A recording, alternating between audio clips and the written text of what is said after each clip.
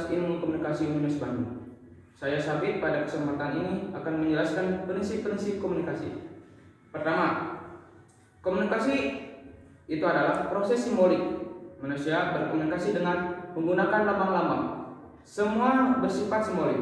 Lambang-lambang tersebut diberi makna dan disepakati bersama oleh kelompok-kelompok atau masyarakatnya. Setiap kata, bahasa, jenis pakaian, warna, makanan, gelar, dan lain-lain adalah bentuk simbol yang dipertukarkan dengan manusia ketika berkomunikasi. Nah, efektivitas komunikasi diantaranya ditukarkan oleh penggunaan simbol yang tepat untuk konteks tertentu. Prinsip yang kedua, setiap perilaku berpotensi komunikasi. Ini bukan berarti bahwa setiap perilaku adalah komunikasi. Hanya perilaku yang diberi makna oleh orang lain saja yang disebut sebagai komunikasi. Apapun yang dilakukan seseorang, sepanjang tidak ada yang melihat atau mendengar dan memberi makna, maka komunikasi tidak akan terjadi.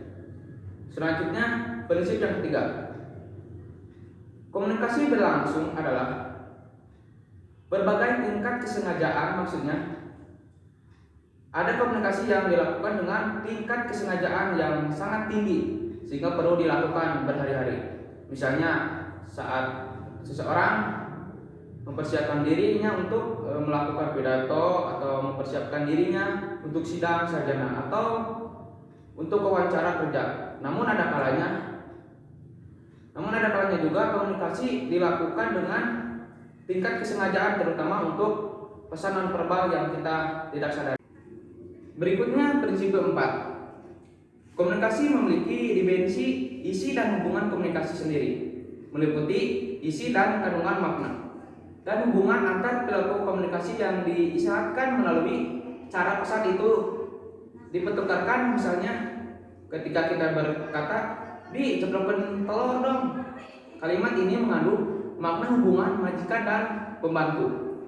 Dengan makna pesan majikan yang mau dimakan dan dengan diceplok telur, perlu diketahui bahwa komunikasi juga bersifat sistemik. Pelaku komunikasi sendiri membawa sistem internal dan eksternal yang berbeda. Maksudnya, sistem internal adalah unsur-unsur yang melingkupi diri individu ketika dia berkomunikasi. Secara internal, misalnya pendidikannya, agamanya, cita-citanya, apa pengalaman melalui bagaimana perasaannya. Berkomunikasi sepertinya apa? Sementara sistem eksternal adalah unsur-unsur di luar diri seperti setting luar, tempat, suasana di mana komunikasi berlangsung. Komunikasi terjadi membawa unsur-unsur melingkupi perilaku, kemudian efektif. Komunikasi juga ditentukan oleh miripnya latar belakang. Komunikasi terbangun karena adanya kesamaan makna, latar belakang sosial, budaya yang sama memungkinkan pembuktian. Makna yang sama terhadap sesuatu, kemudian bahasa yang digunakan pelaku komunikasi dapat mempermudah seseorang mencapai komunikasi efektif. Prinsip kelima, komunikasi terpengaruhi terjadi ruang dan konteks. Ruang dan waktu, misalnya ketika di rumah sakit kita tidak pantas terbahak-bahak, bicara keras-keras. Kemudian misalnya tengah malam adalah bukan waktu tempat bagi mahasiswa untuk menelpon dosennya misalnya. Selanjutnya prinsip ke-6, komunikasi bersifat non-sekuensial. Walaupun tidak diketahui bahwa komunikasi bersifat linear, namun pada kenyataannya proses komunikasi tidak mengenal tahap teratur pada saat bersamaan. Pelaku berkomunikasi bisa saling menyampaikan pesan.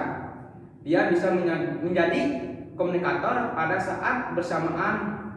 Dia juga bisa menjadi komunikatif. Bisa juga seseorang menyapa orang lain karena menerima pesan nonverbal yang dia maksud. Selanjutnya prinsip ke-7. Prinsip yang tidak bisa diabaikan, komunikasi bersifat irreversible. Komunikasi tidak dapat dipisahkan dari akibat atau pengaruh yang ditimbulkannya ketika sebuah pesan yang disampaikannya yang menimbulkan efek yang negatif, maka pesan tidak dapat ditarik kembali.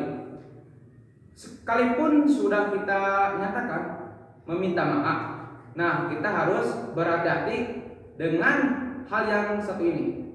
Prinsip ke-8, komunikasi bersifat prosesual, dinamis, dan transaksional.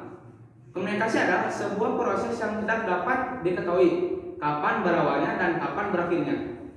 Kemudian kita juga tidak bisa menilai makna komunikator dan komunikan. Berkomunikasi, proses ini sudah tidak jelas karena dinamisnya proses komunikasi. Komunikasi menimbulkan saling ketergantungan ketika komunikasi berlangsung. Terjadi saling mempengaruhi ketika kuat, namun ketika salah satu pihak tidak terpengaruhi, maka komunikasi akan berakhir.